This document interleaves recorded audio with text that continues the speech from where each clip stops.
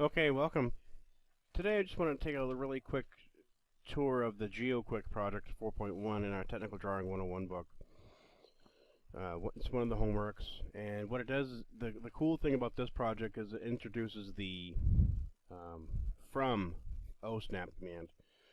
And so we have a bunch of geometric figures in here, but the really interesting part is the FROM. Okay, let's go ahead and start the GeoQuick project 4.1.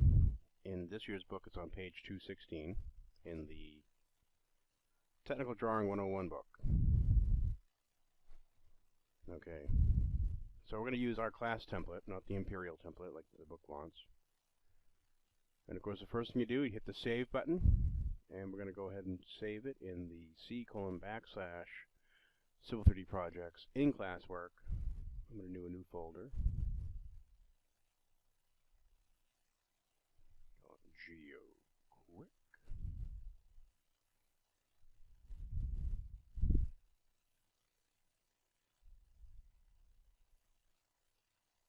And there, your name, GeoQuick.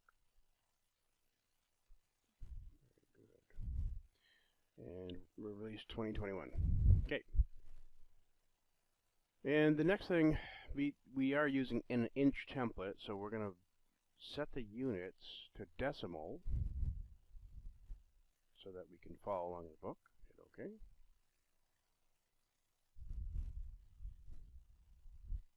OK. And we're going to begin the rectangle momentarily.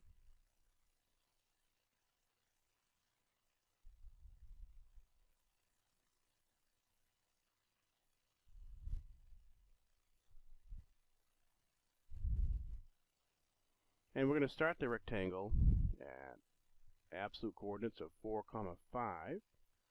And then the dimensions, we're going to use the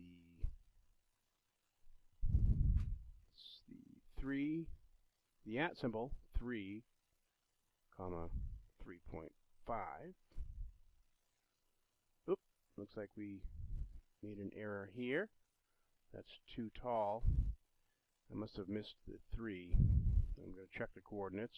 Check my coordinates on the system tray. 4.5, good. Oh, 7.10. Clearly the coordinates are wrong. I got to stretch it down, but why don't we just start over on this one?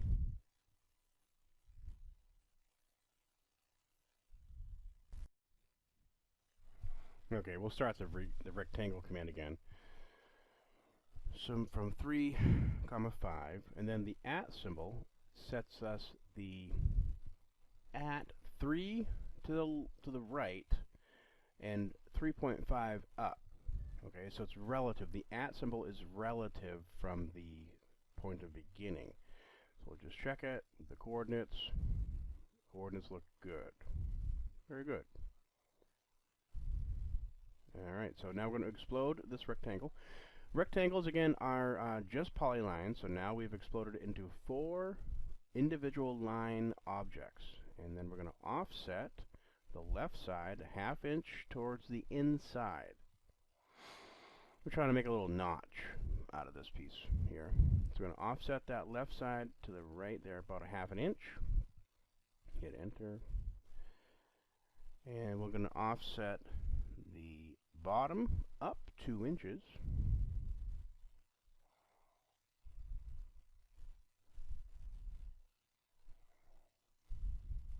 Good.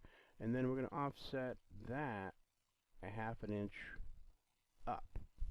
So we're going to end up with a little notch in the left side of our part here.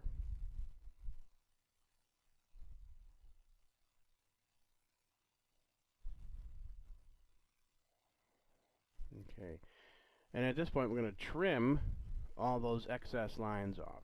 And AutoCAD 2021, in this release here, the trim command works really kind of slick. We used to have to choose a cutting edge, and then we would start to clip off the items. That's the traditional way of using trim, and we still have that availability here. And so we're going to use the newfangled method of trim. So we're just going to start cutting off objects that we know we want to get rid of. And what it does is seeking any objects, and I'm going to select those two with a crossing, that one the crossing as well. Alright, there's our notch. Okay. And still, these are all line segments. And now we're going to begin a circle from the left corner, this one here, and we're going to use a very special command called FROM. And I'll show you that in a minute. Okay, we're going to start the circle command, and right before we choose the end point of that, you just missed it, we chose the right click shift, the FROM OSNAP override. Now we're going to use an absolute value of 1.5 inches to the right and 1.625 inches up. And so what this is, it's the deferred placement of the center of the circle. So the FROM OSNAP, you have to start that OSNAP before you choose your center point of the circle. I'm going to do a 1.5 inch diameter circle. Okay. And at this point we're going to start the chamfer command. I'll type in the chamfer command this time. Or go home, and the chamfer is inside a fillet. I know I'll find it eventually. There it is. Right under my nose. There's the chamfer command from the toolbar. And so the chamfer command asks for a couple things. Firstly, you generally want to type the D for distance, and the first distance will be 0.625, and the second distance will be 0.5.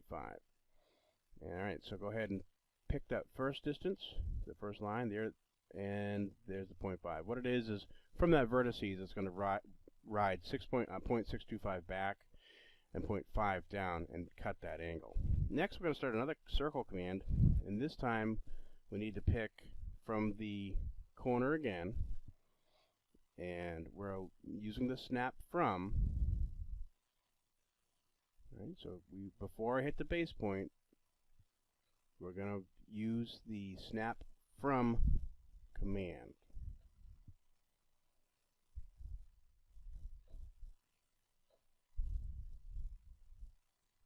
Here's the offset of at negative 0.5, comma 0.5.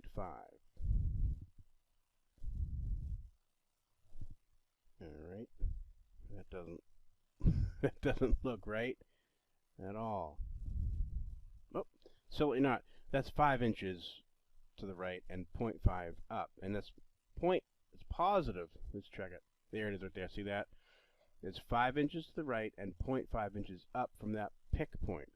And again, we really wanted to go negative 0.5 from that corner at negative 0.5, comma 0.5. Enter. And the diameter is 0.375. Notice how we have to switch the circle command to D for diameter. And that doesn't look right either. Now does it? We'll have to do that one more time. Sorry. This time I'll pick the correct, which is the bottom right corner. So let's start that circle command one more time after we erase these errant circles. Okay, there we go. From, now pick the base point, at symbol, minus 0.5, comma 0.5. So I've been typing the from, and so right before I pick the base point, I am typing the word from, F-R-O-M, and then I create the at symbol and then the offset. In this case, that last one was negative 0.5 with a positive 0.5 up. And that looks right.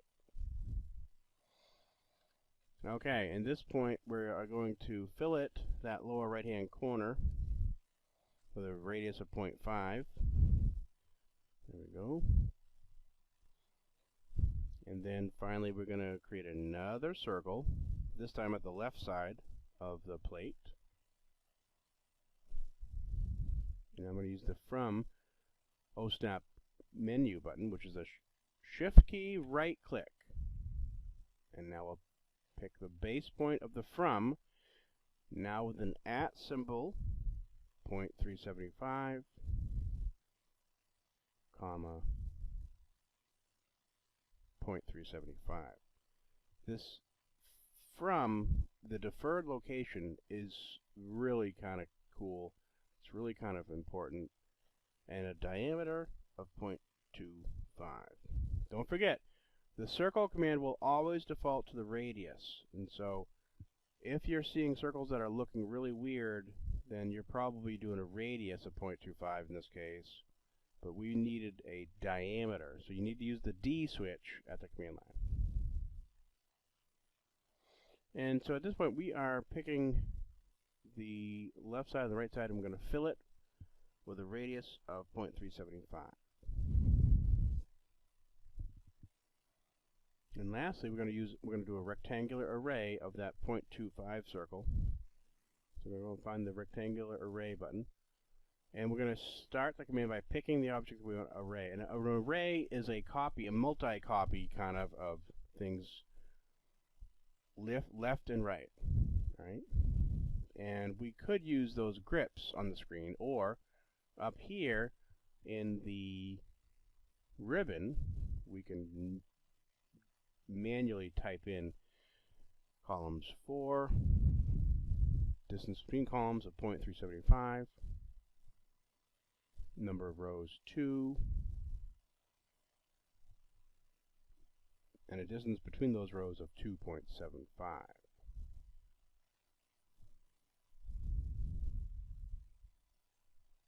And there you go. There is the gasket. And don't forget, always save. All right, hope that helps.